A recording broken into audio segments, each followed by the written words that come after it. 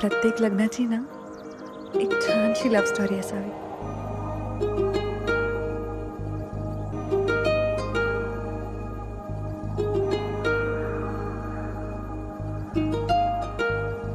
कारण प्रेम ही जगातली एकमेव अशी गोष्ट आहे जी प्रत्येकाला फील होते,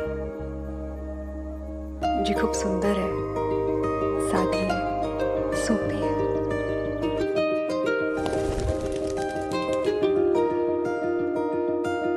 आली चाहूल कुणाची, हे डूल कुणाचे झुलते ग.